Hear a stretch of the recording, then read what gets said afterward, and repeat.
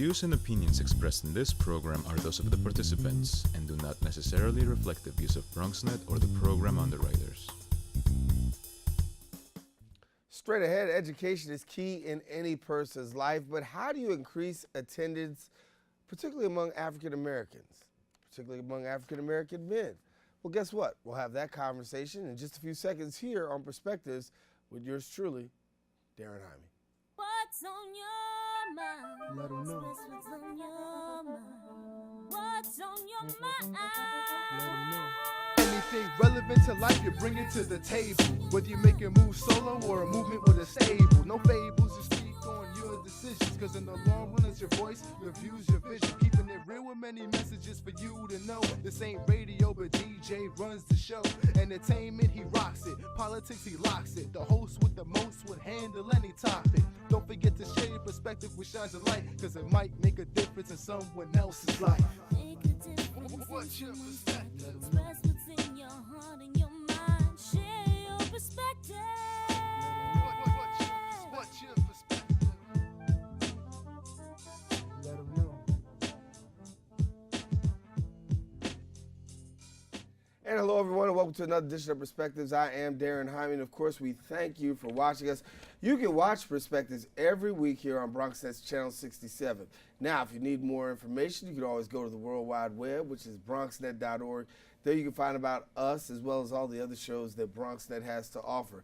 But particularly on Perspectives, what we offer you is news, current information, things that are really making impact in the community, and we bring a variety and a multiplicity of guests.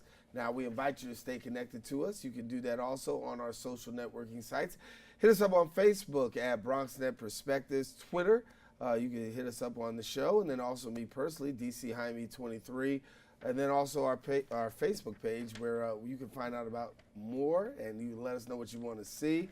I also have a personal Facebook page, Darren C. Jaime, and hit me up over there too, and we'll make sure that we can converse about what's going on in and around our community as well as our nation. Well, coming up on this show, we're going front and center on the issue of education. And we're talking about education as particularly it relates to the African American community. As you know, African Americans have struggled in the area of graduation rates, and some say things are improving, some say things are not improving. But we want to let you know that there's a way that that can happen, that attendance can actually increase and graduation can actually increase. And we've got two very special guests who are sharing here with us today to give us a little bit more insight into this.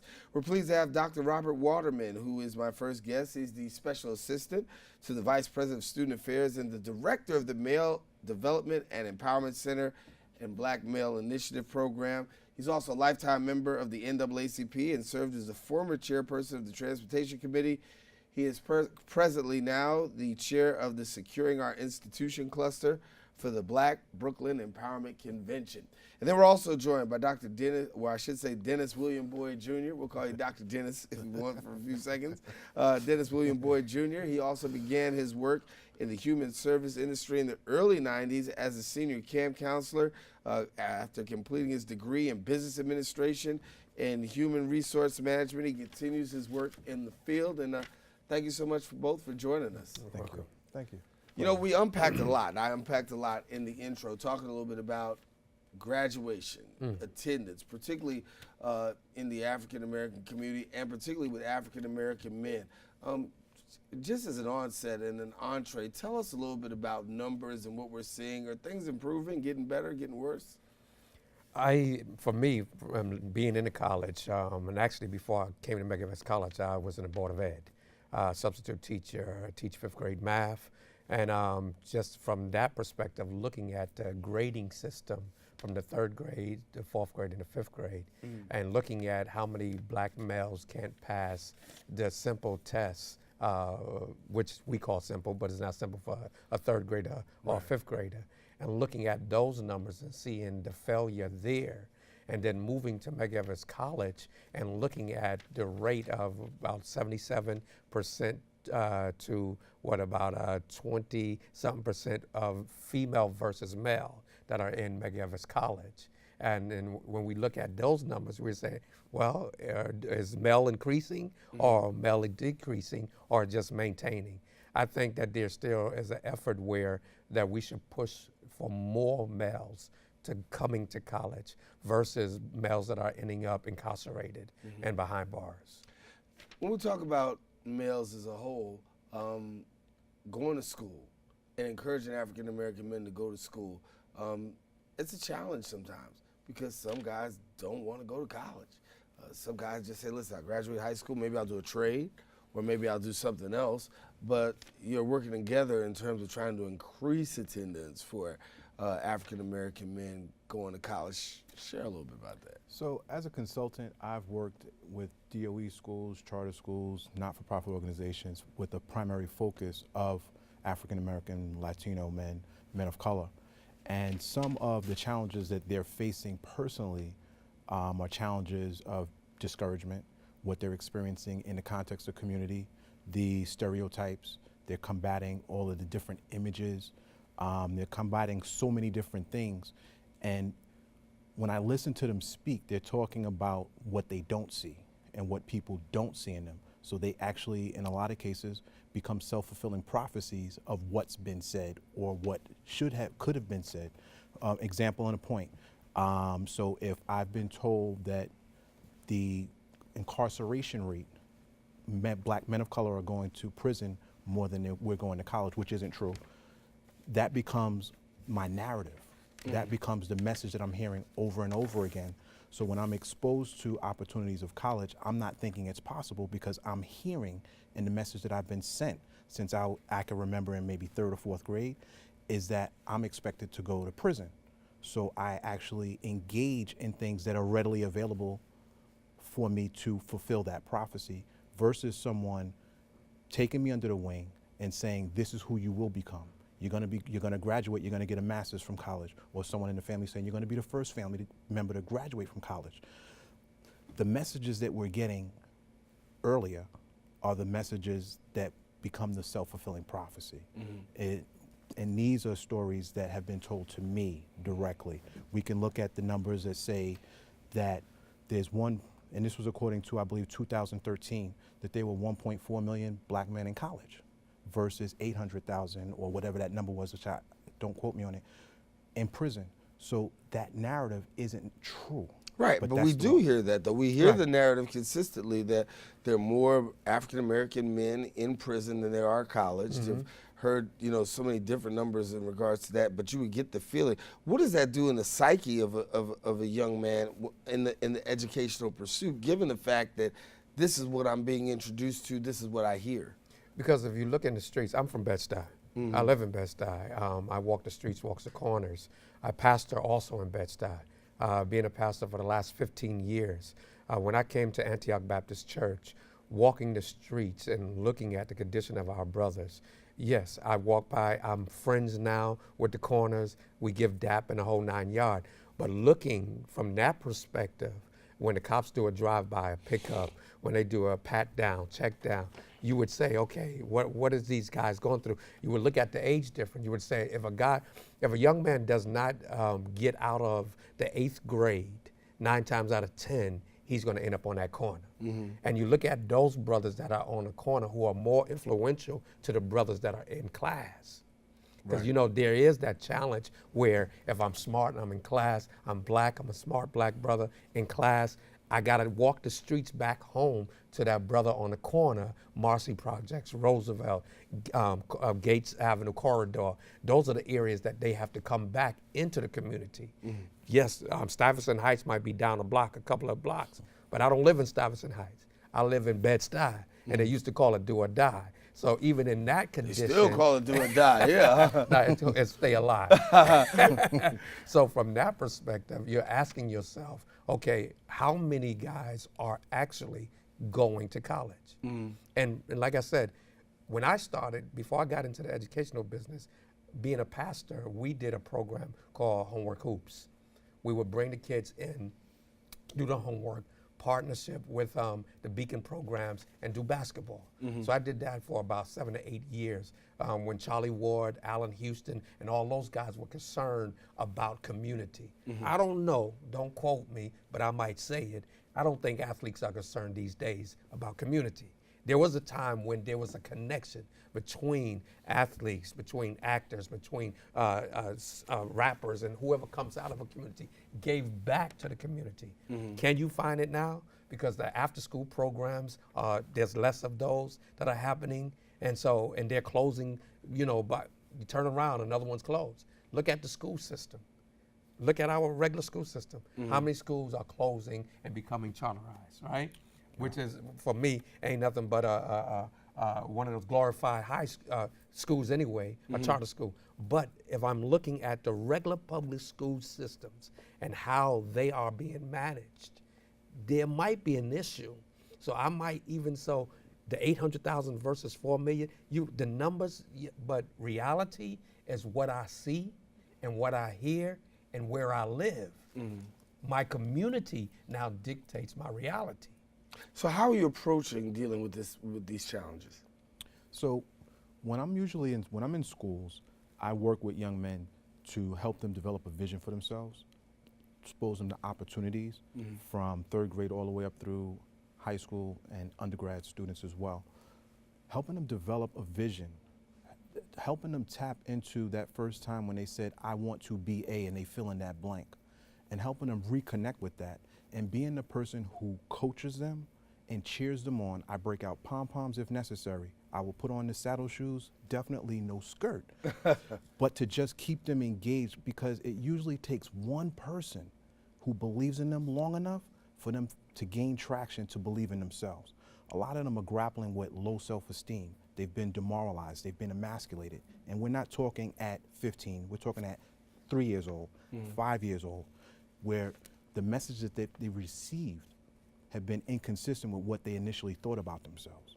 So I coach them, I counsel them, I take phone calls, odd hours, take them on trips, expose them to job opportunities, internships, all of the things that will help them figure out what it is I want to do with my life. Is college part of the conversation? Absolutely. But I also recognize that some people would be better off vocationally. So we expose them to those opportunities as well.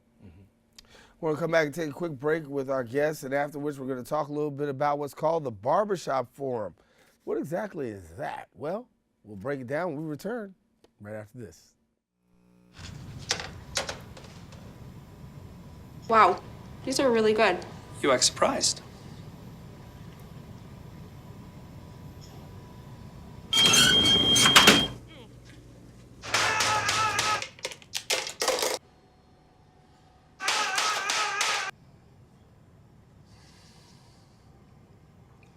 Practice makes perfect. You don't have to be perfect to be a perfect parent. There are thousands of teens in foster care who don't need perfection. They need you. Hello, good people of the Bronx and beyond. Welcome to A Life in Art.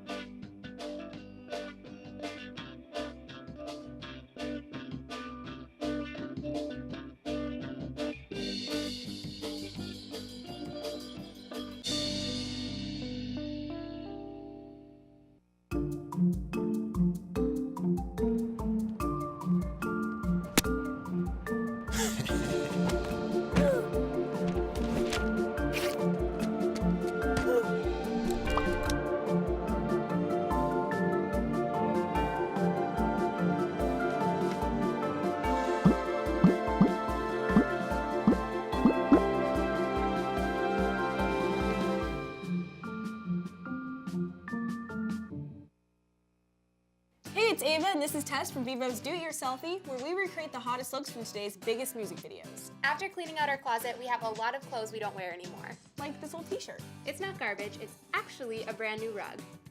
And to make it, all you need to do is cut, tie, and glue. Cut the t-shirt into strips. Tie the strips into knots. And glue the knots to the bath mat. I love it. Give your garbage another life. And recycle. And we're back here on Perspectives, continue our topic of conversation, which is talking about African Americans' education, particularly when it comes to college education. And when you look, there's a narrative out there, and we talked about it in the beginning, about how it's perceived sometimes that African American men, they're more in prison than they are in college. Well, That's simply not true. There are more going and attending college and even graduating, but the fact is there's still some work that needs to be done. Introducing college, making college more palatable to African American men are something that needs to be done. At Medgar Evers College, there's some work that's being done, and Dr. Waterman is sharing a little bit about that, and Dennis along with it, about what's called the Barbershop Forum. And you guys are tackling it from a different perspective. So give us a little bit about you got barbershops down there at Medgar Evers? I walk in and get a cut? You get a cut. Okay. We actually brought some of the barbers from the hood. You know, you bring them to the campus. So we do the barbershop forum actually on campus. We find a location, a room, and then the brothers start piling in. They say we throw up big signs, the Mega Men Barbershop is open, and when we come in, first thing is to do is to actually get them comfortable, sit down. They know they're gonna be there for an hour or so. So if you know they're gonna be there for an hour or so, you take advantage of that time that you get them there in one location. We talk, it's regular barbershop. You know, I know everybody see the movies, the barbershop. Right. This is reality barbershop. This is real barbershop, Right. real barbershop. You know, right. where you got young black men and brown men that are sitting around waiting for a cut, but yet discussing politics.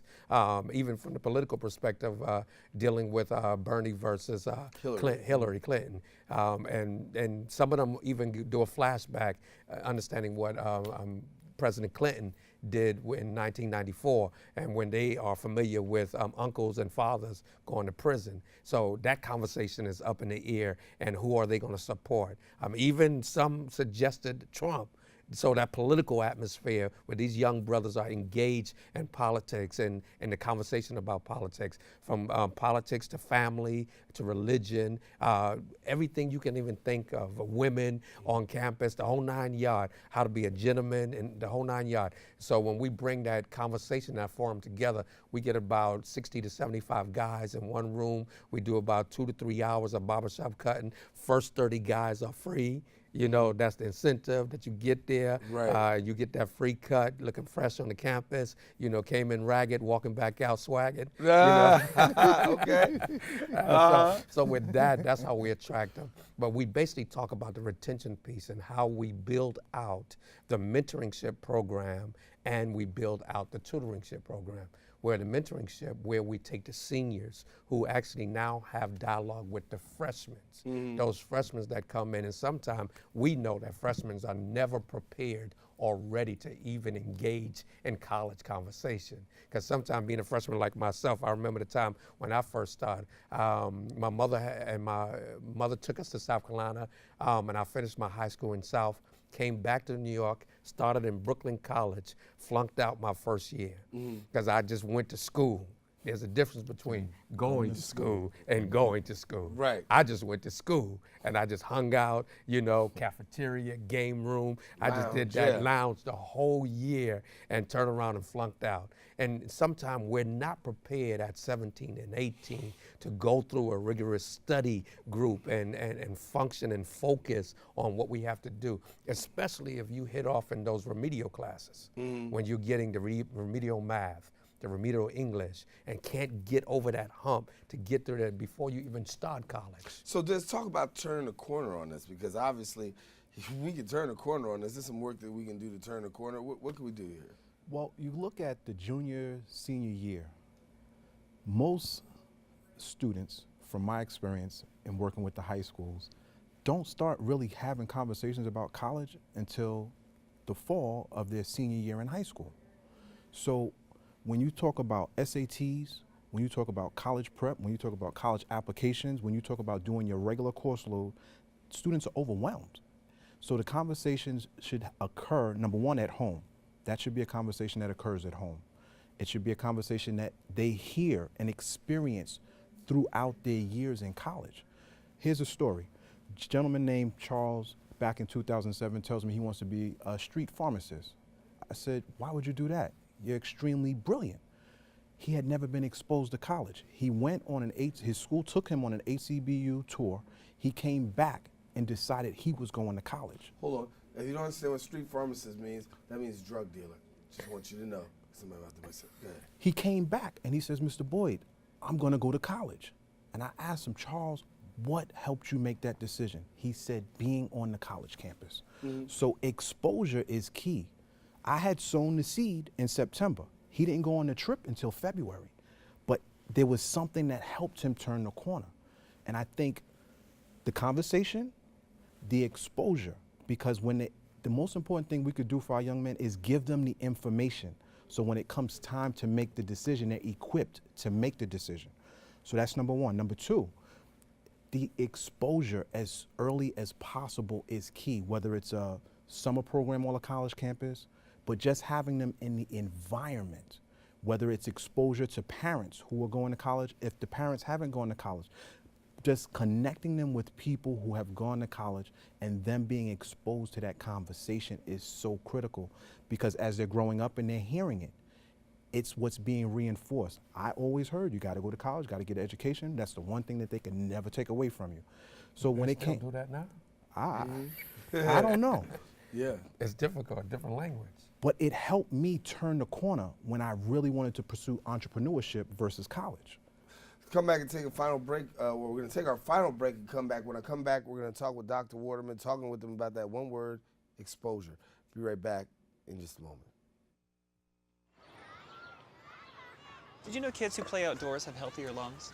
Totally. I did. Did you know that boys that play with dolls make better husbands? My son has lots of dolls.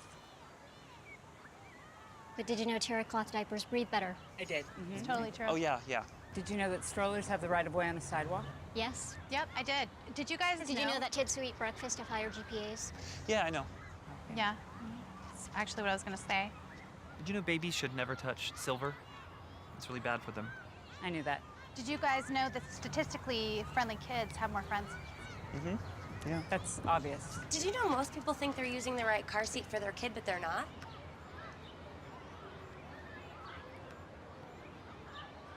Parents who really know it all know for sure that their child is in the right seat at the right age and size.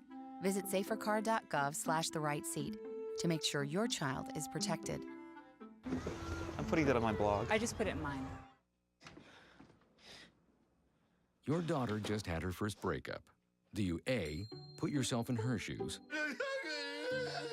B, console her? Don't worry, sweetie. This is gonna happen a lot. Or C, find her a new boyfriend? Nice, single boys. That was weird. As a parent, there are no perfect answers. But you don't have to be perfect to be a perfect parent. Thousands of teens in foster care will love you just. Continue our conversation, talk about African Americans, education, particularly college, and we're pleased to have our very special guests who are joining with us. And Dr. Waterman, before we were, Dennis was hitting a little bit about exposure.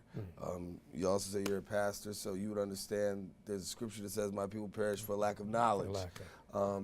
That also is translated to a lack of exposure.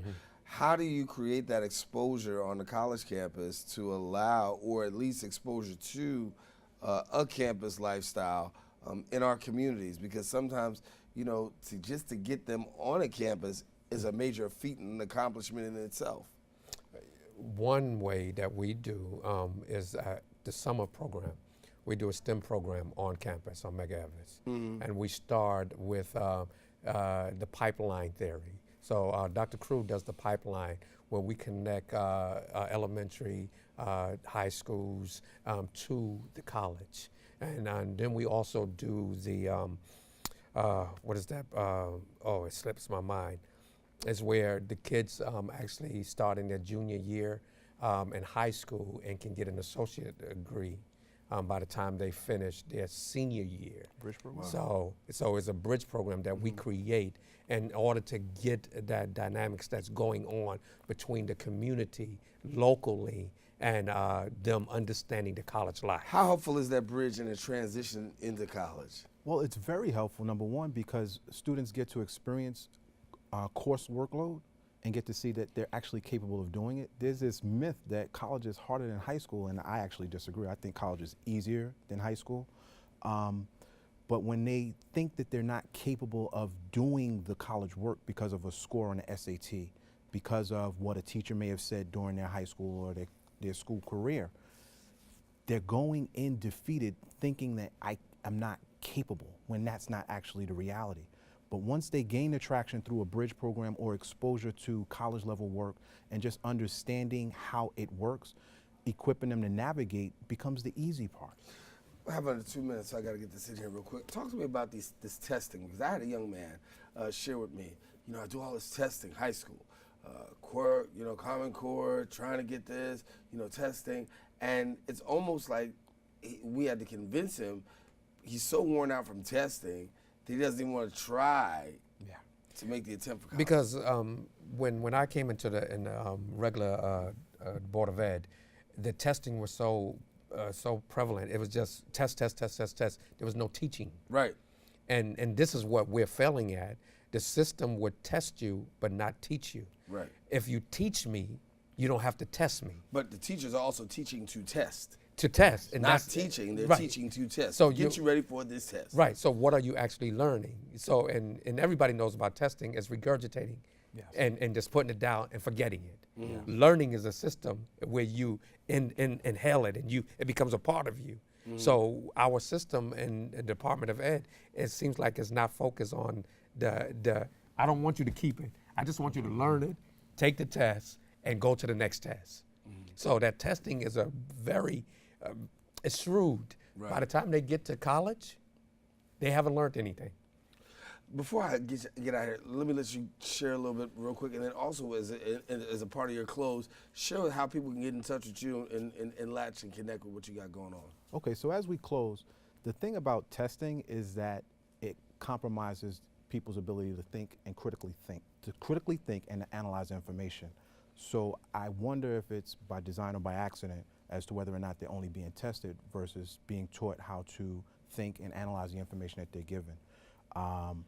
And that's something that students are challenged with when they arrive at college, that critical thinking piece and analyzing the information versus just writing down A, B, C, and essays. Forget about it, they're really challenged.